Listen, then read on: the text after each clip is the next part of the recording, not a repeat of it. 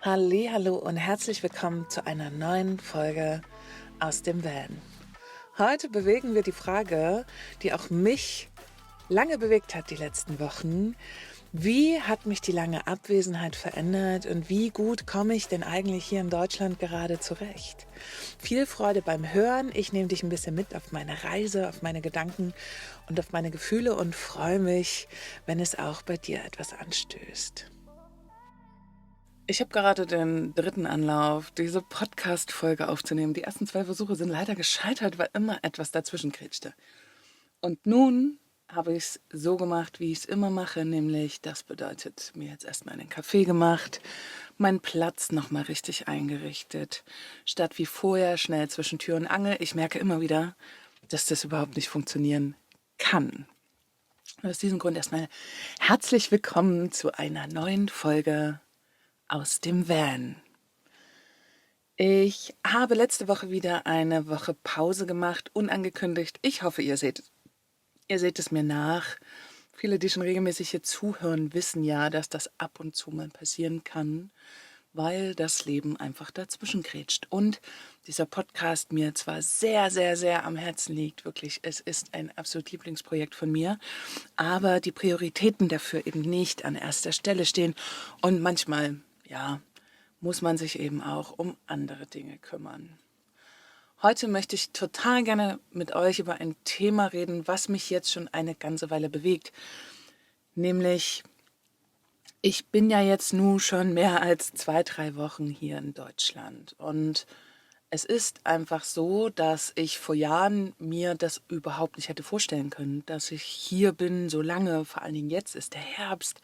Es ist Gott sei Dank noch nicht so wahnsinnig bitterkalt. Es gab bislang nur wenige Nächte mit 0 Grad. Aber ja, ich hatte immer so eine Angst davor, weil ich nicht wusste, inwieweit ich mit meinen Themen schon durch bin und das hier wirklich gut annehmen kann, länger hier zu sein, weil ja, ich wusste es nicht, weil ich es natürlich auch nicht ausprobiert habe und ich war ja jetzt fast 2,5 Jahre wirklich durchgängig nicht in Deutschland, warum sich, glaube ich, viel diesbezüglich verändert hat.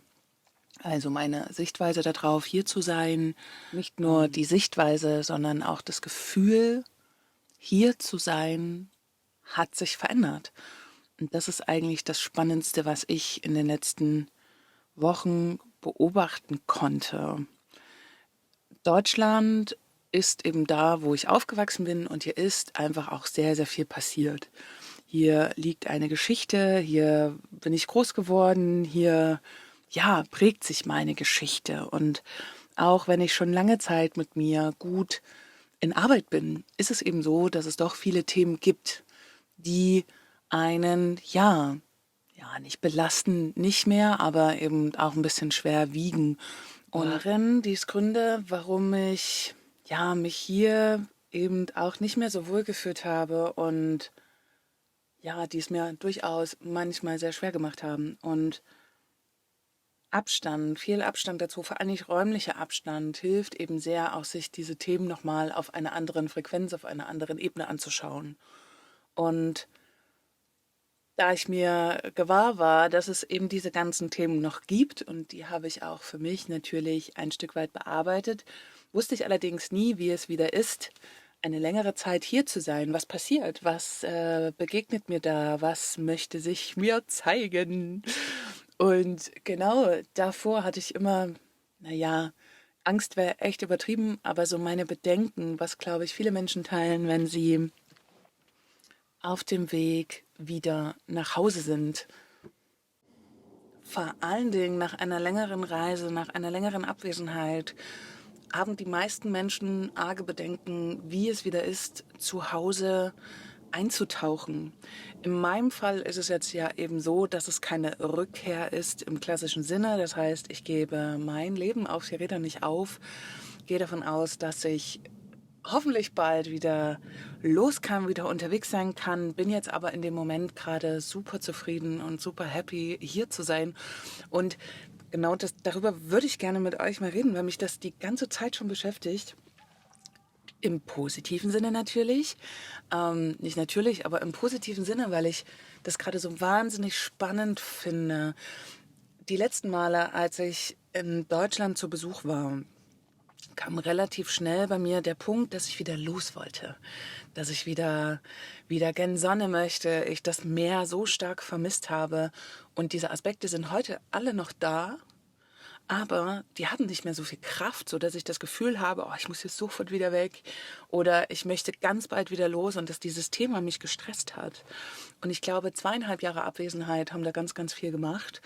Dazu natürlich die Arbeit mit mir und meinen Themen, die mich im tiefen Vertrauen lassen, dass es dann kommt, wenn es soweit ist. Und es ist noch etwas sehr Schönes, gerade ein wunderbar schöner Effekt sozusagen. Wie kann ich das gut ausdrücken für euch, für dich, der da gerade zuhört? Es ist gerade wirklich ein sehr, sehr schöner Effekt, dass ich mal wieder so richtig real Zeit also real im Sinne von auch mit körperlicher Anwesenheit, Zeit mit meinen liebsten Freunden verbringen darf, Zeit teilen darf, Momente teilen darf und vor allen Dingen auch gerade mit den ganzen Freunden, die viele Jahre an meiner Seite sind, obwohl ich so viel weg bin. Und ich kann es nur immer wieder sagen und ich betone das auch jedes Mal, ich bin unglaublich happy darüber, dass ich wirklich einige Menschen habe, die damit sehr gut umgehen können, dass ich körperlich nicht anwesend bin, sondern dass ich ein freier Vogel bin und in Abständen nur zurückfinde und dann hier Zeit mit ihm verbringe, aber dann eben auch irgendwann wieder losfahre.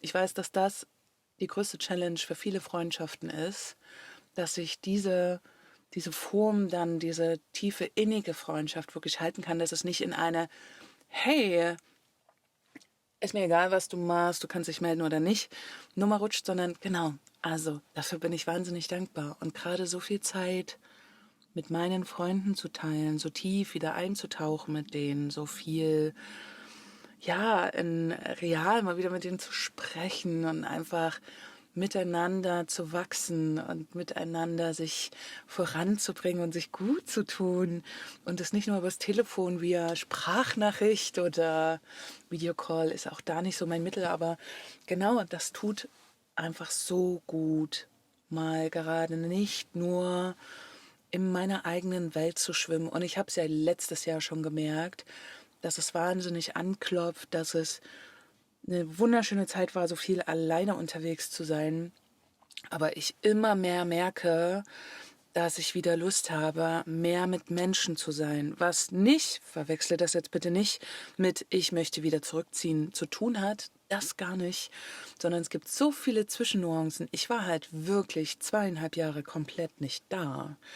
Und der Vorteil an meinem Lebensstil ist ja eben die Mobilität.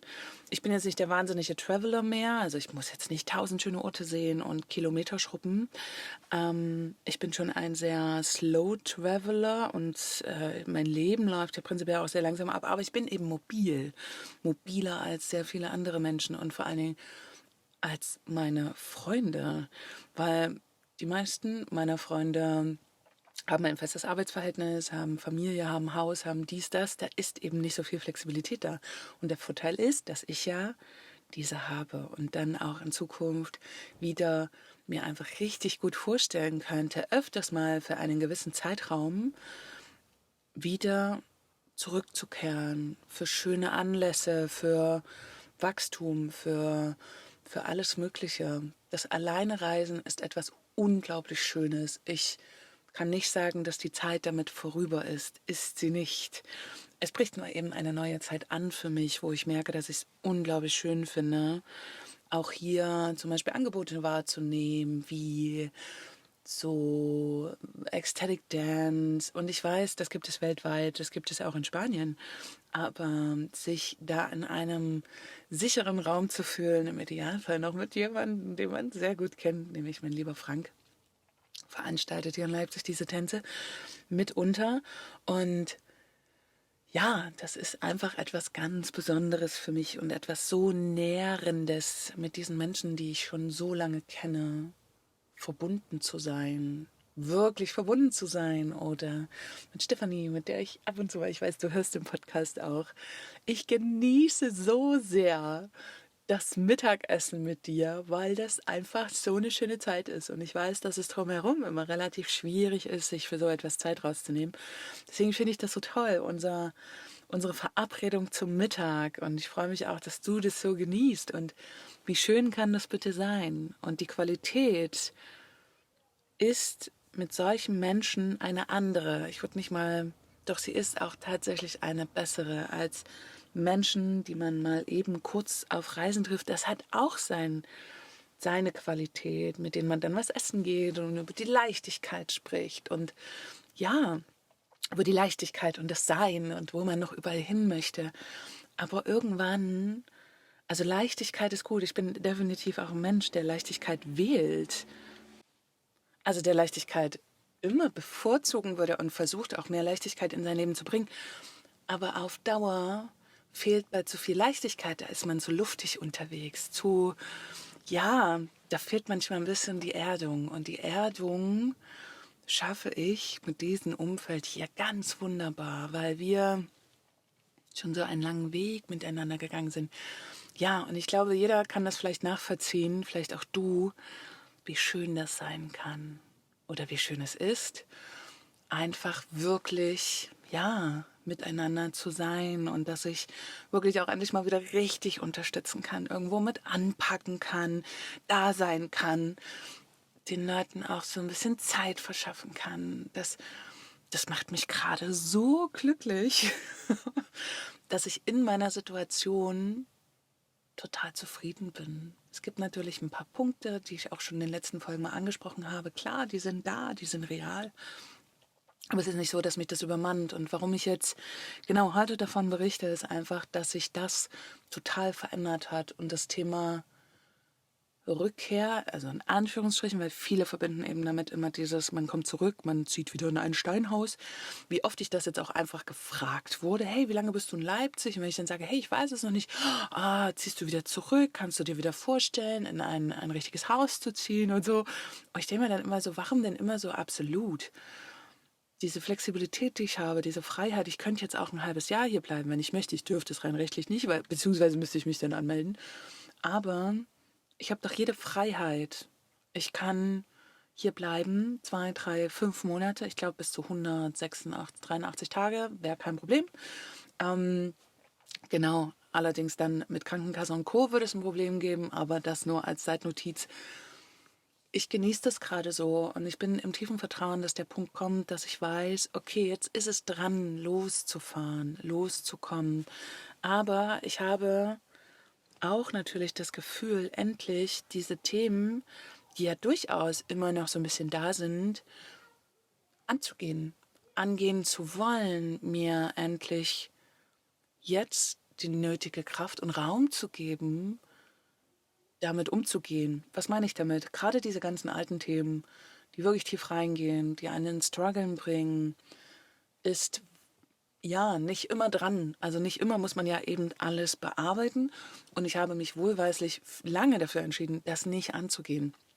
Aus diversen Gründen, ohne das zu verurteilen, sondern einfach, ich habe mich dafür bewusst entschieden, das nicht zu tun. Und jetzt gerade habe ich aber das Gefühl, dass ich Kapazitäten dafür habe. Und das ist was sehr, sehr Schönes, weil unser Leben, unser aller Leben, jeder Mensch hat in seiner Form eben seine Themen mit sich in einem kleinen oder großen Rucksack, je nachdem.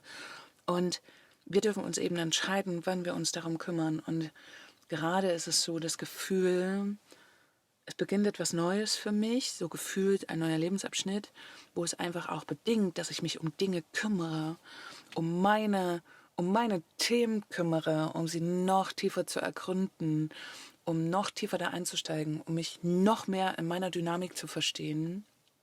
Und da bin ich gerade. Und ich tue das in einem Feld natürlich, wo ich mich sicher und geborgen fühle, was immer wahnsinnig wichtig ist. Das auf Reisen zu machen, ich kann das schon gut handeln. Aber gerade ist eben ein Thema dran, was ich sowieso nicht alleine tun kann. Ich kann dieses Thema nicht alleine angehen. Warum ich, glaube ich, auch gerade hier bin. Also ihr hört raus, oder du hörst raus, es ist, ja, kein Zufall, dass ich hier bin und dass ich gerade die Zeit ja auch so genießen kann und da sein kann und meinen Weg damit finde. Und das Schöne ist, nach so langer Zeit auch einfach festzustellen, wie sehr ich schon geheilt bin, wie sehr ich meinen Weg gegangen bin und wie sehr ich mich gut um mich gekümmert habe, weil ich jetzt da bin, wo ich bin und weil ich das, was ich jetzt habe, so sehr genießen kann. Dafür bin ich mir in der Tat sehr, sehr dankbar. Ja.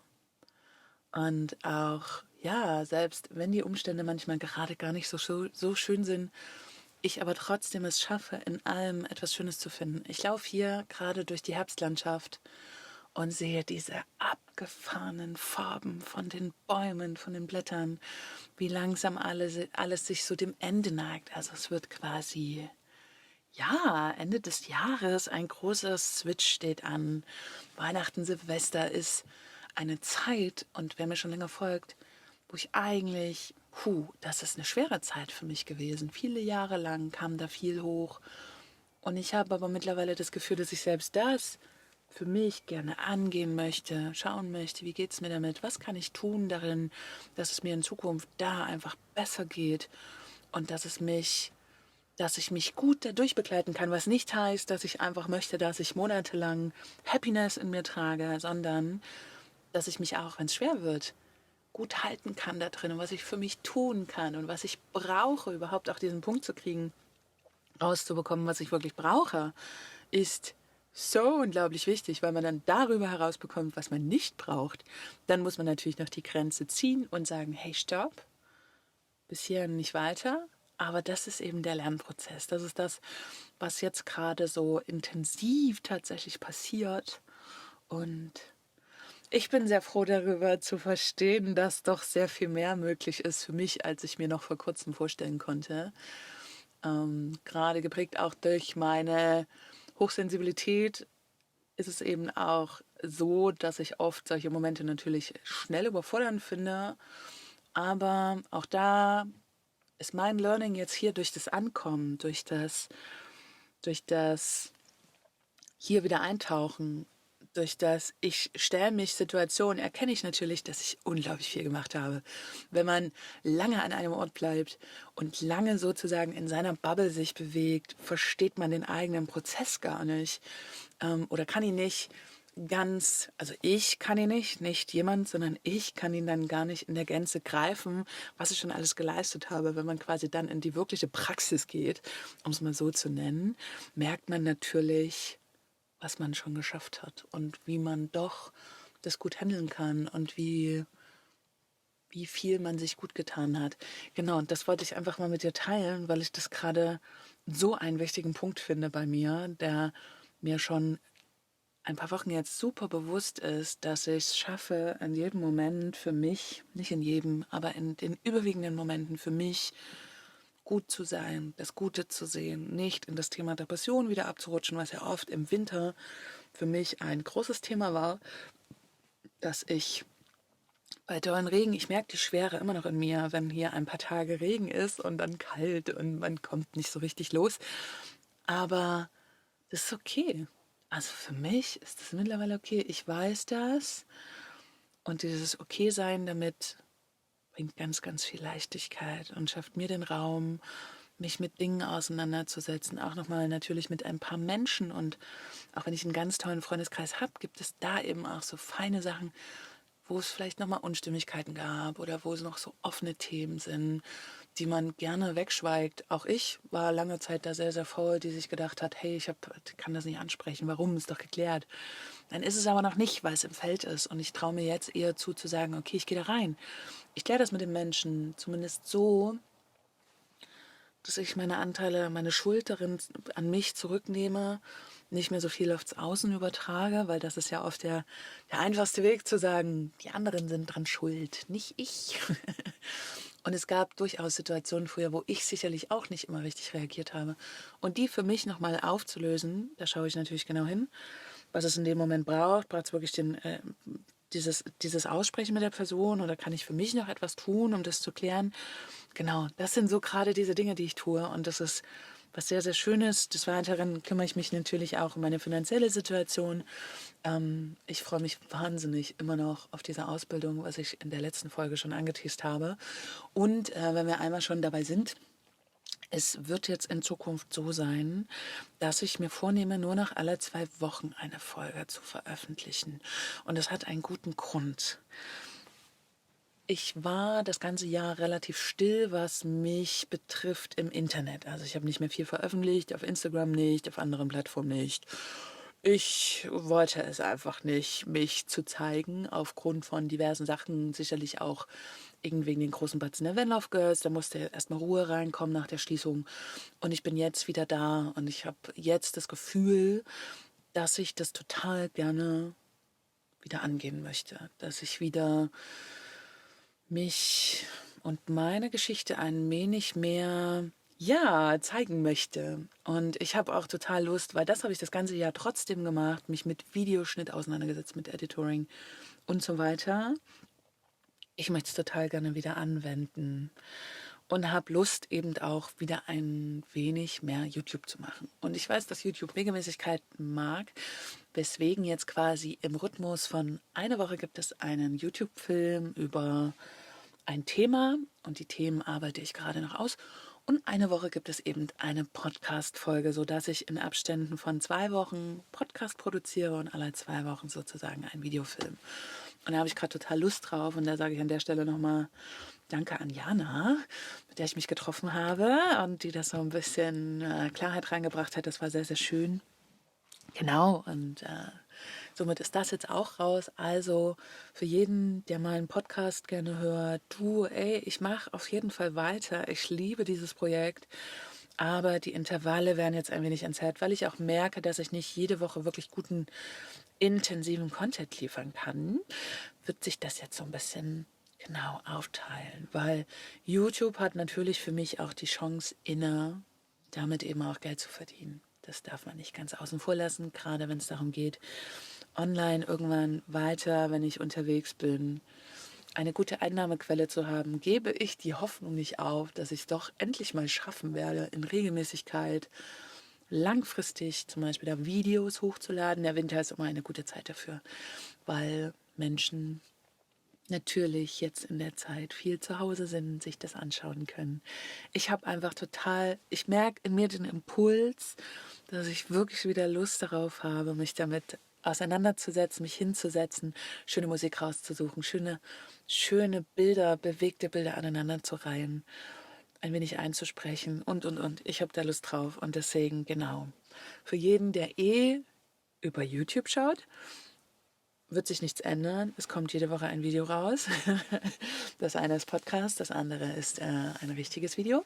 Und für alle, für dich, du, der mir so lange schon treu bist, du bekommst jetzt alle 2 Wochen eine Folge präsentiert.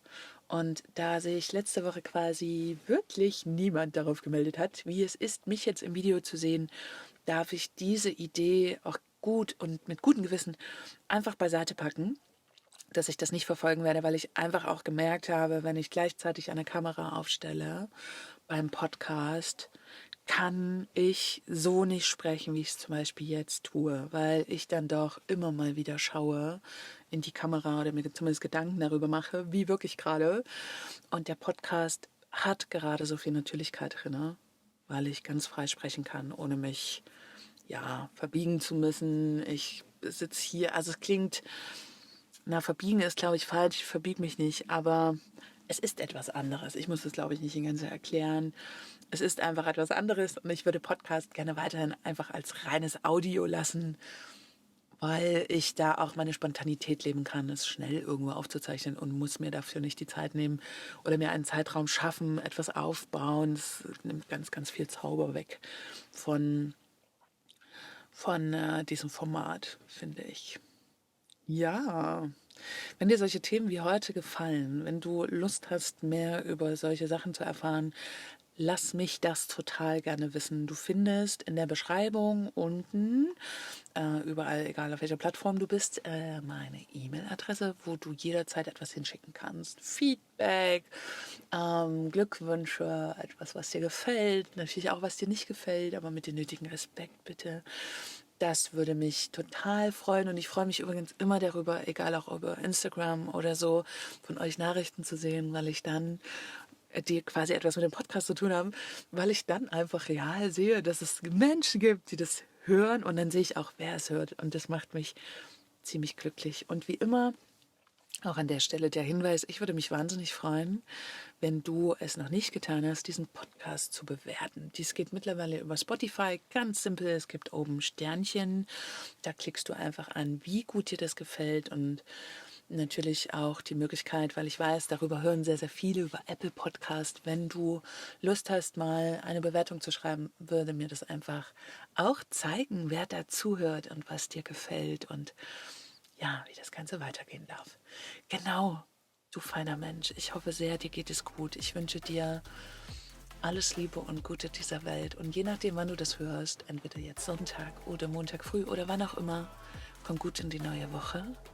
Und ich sage einfach bis zur nächsten Folge in 14 Tagen und gib gut Acht auf dich.